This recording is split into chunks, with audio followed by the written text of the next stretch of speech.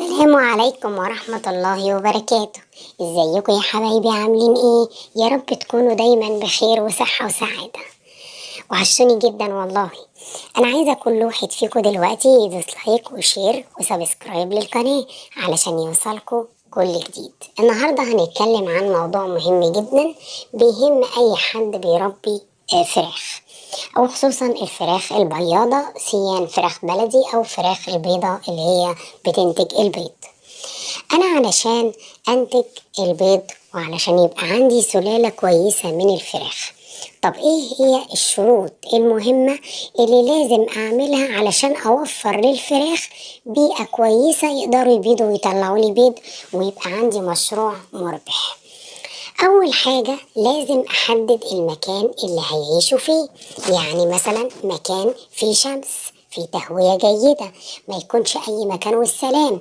وطبعا غالبية الناس بتبدأ بالسطوح، لو انت عندك مكان فوق السطوح بتجهزي لهم مكان يكون دافي في الشتاء، وفي الصيف يكون فيه تهوية بس ما يكونش في شمس جامدة بالنسبة للصيف، لأن درجة حرارة الصيف عالية جدا، فبيبقى في الشمس بس تدخل الصبح، اللي هي شمس الساعة 9 الصبح لحد الساعة 11، دي بتبقى صحية جدا، أو من 8 مفيش مشكلة.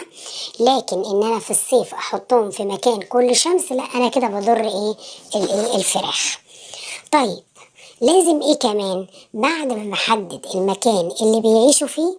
لازم احدد الايه المكان اللي هيعيشوا فيه. انا حددته خلاص. طيب انا عشان اروح اجيب فراخ او اجيب كتاكيت وهربيهم بحيث ان هم ينتجوا لي بيض، لازم طبعا اخد بالي وانا بشتري، لان في بعض الناس ما بتاخدش بالها من الكلام ده، ولو سمحتوا ناخد بالنا كويس جدا. الناس بيحصل ايه؟ ان انتوا ممكن تروحوا تشتروا كل الفراخ دي تبقى ديوك. لا، انت بتجيبي مثلا ديكين معاهم او 3 على حسب الكمية اللي انت هتشتريها من الفراخ، والباقي بيبقوا اناث اللي هم طبعا هينتجوا لنا البيض. يبقى انا هركز ان الاكترية في الفراخ او الكتاكيت اللي انا هربيها علشان تنتج لي بيض ان هم كلهم بيبقوا اناث. تمام؟ لان في ناس طبعا يعني بعد ما بتشتري الحاجة وتكبر تتفاجئ ان هي فيها ديوك كتير، لا طبعا بتضطر يعني تذبحها مثلا، يبقى كده بتضطر تروح تجيب تاني اناث. يبقى انا من الاول بقول مثلا اللي بشتري منه المكان اللي هو المضمون اللي انا بشتري منه، انا عايزه فراخ مثلا عشان اربيها للبيض. يبقى بالحاله دي بيديني عدد الفراخ الاناث اكتر من الذكور اللي هم بيبقوا ديوك. دي تاني حاجة. يبقى أنا بعد ما حددت المسكن هحدد العدد بتاع الفراخ اللي هبدأ بيها المشروع بتاعي. طبعا لازم المكان اللي أنا عاملة فيه الفراخ يكون مبني بطريقة كويسة، تمام، علشان ما يخليش أي حيوانات مفترسة، سيا عرس سيا أي حيوانات تاكل الطيور اللي عندي. يبقى أنا لازم أكون مأمنة المكان، يعني مثلا عاملة له سلك من بره، عامله له مثلا زي عشه بس امنع دخول اي حاجه من بره. في ناس كمان بتعمل حاجه كويسه جدا، يعني انا العشه بتاعتي مثلا اللي انا عامله فيها عاملاها زي سلاكه كده من بره، عامله لها سلك مقفله كويس جدا، ومن بره مربيه قطه بره. القطه دي بتعمل ايه؟ بتاكل فيران، بيخافوا منها العرس والفيران. دي فكره كويسه جدا وهتخليكي تربي وتعملي مشروع وانتي مطمنه عليه.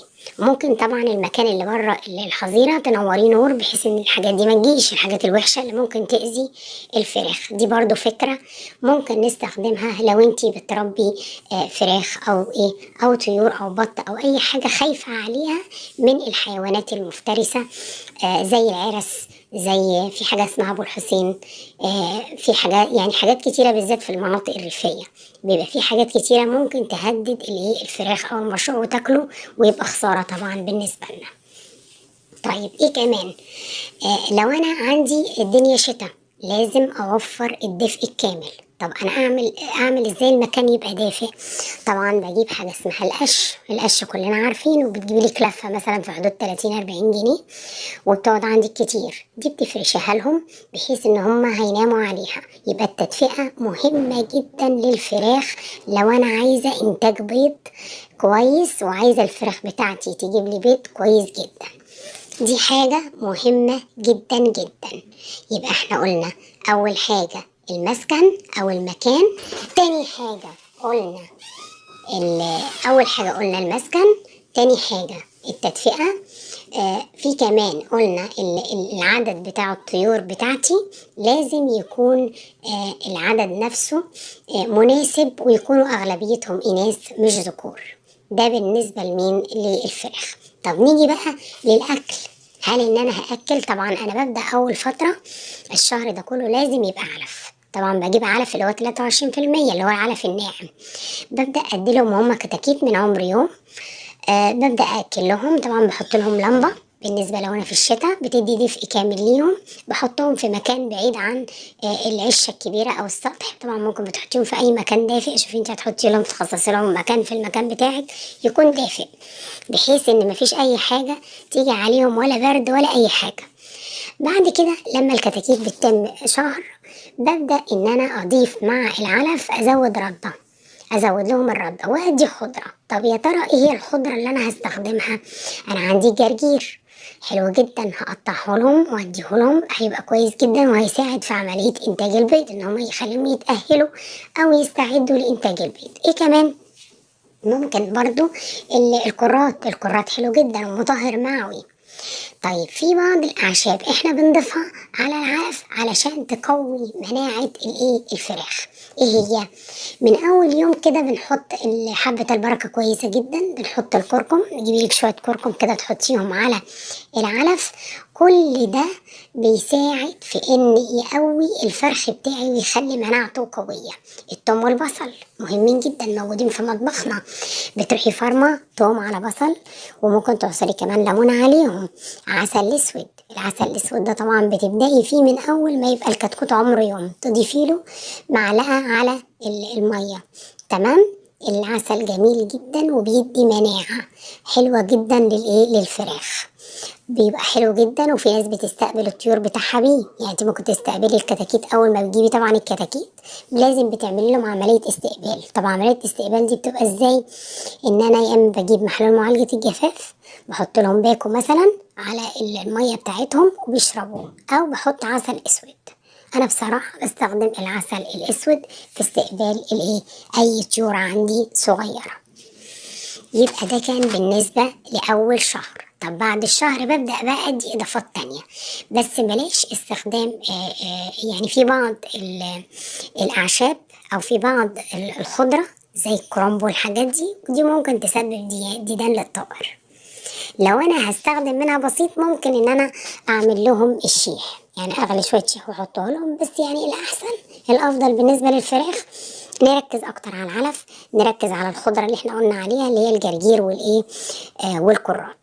كل الحاجات دي هتساعد في ان يبقى عندي فرخ بصحه جيده ويقدر ينتج انتاج البيض. طب في ناس بتشتكي ان عندها الفراخ بدأ بعد ما باضت بدأ انتاج البيض يقل او قطعت البيض. طب تعمل ايه؟ طبعا انا عندي اهم حاجة ان يكون المكان صحي بالنسبة لهم. لازم اشوف المكان ده هل فيه تقصير ولا لا. طب المكان تمام، ابدأ ان انا انزل مع المية خل. طبعا عارفين الخل عندنا في البيت كلنا اللي في مطبخنا. بحط معلقة مثلا خل على لتر مية واحطه لهم يشربوا. مهم جدا للفراخ المية النظيفة، ان انت تغيري لهم المية على طول، لان من غير المية الفرخ هيحصل له عملية جفاف، فده هيأثر برضو على انتاج البيض. ودي معلومة مهمة جدا لازم نبقى واخدين بالنا.